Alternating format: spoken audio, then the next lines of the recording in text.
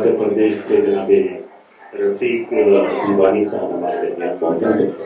मैं फराग गोरखपुरी के शेर सुनने वाला हूँ कि बहुत पहले से इन कदमों की आहट जान लेते हैं, तुझे जिंदगी हम दूर से पहचान लेते हैं।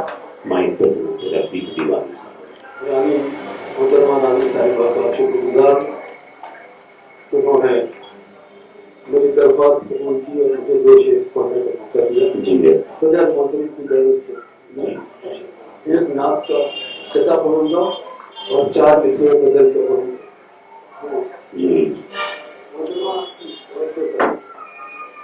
एक हैसियत ताजमहल को अजूबा कहा जाता है सारी दुनिया में, मैं उसकी हैसियत बताना चाहता हूँ।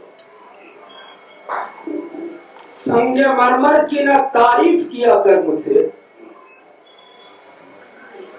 संगे मरमर की ना तारीफ किया कर मुझसे, आंसुओं से जो मैं अहकाम मोहब्बत लिख दूं,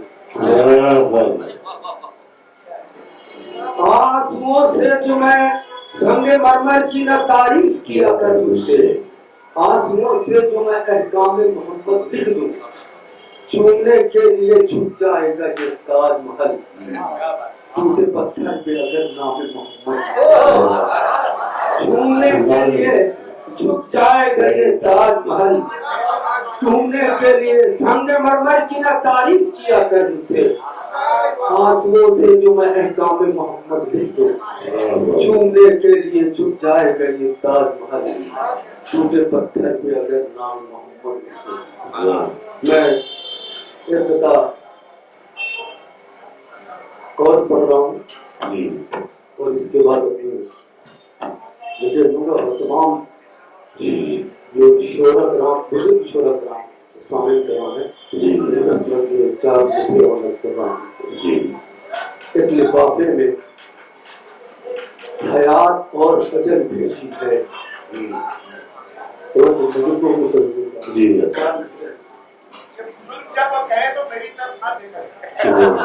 आपने सोच लिया, मैंने आप तरफ नहीं देखा, मैंने दूसरी की तरफ देखा। आप तो जवान है, जी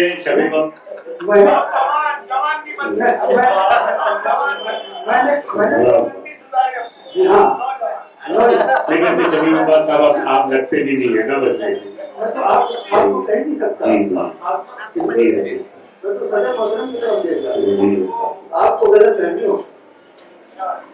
एक 4 मिसरे नज़्म कर रहा हूँ।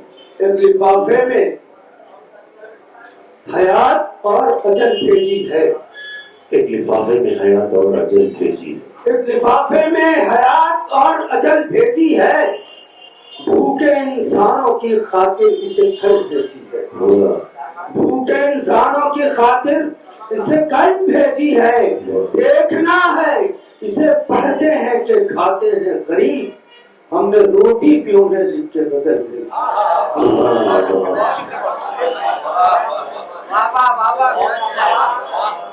हमने रोटी पे उन्हें लिख के गजल भेजी है।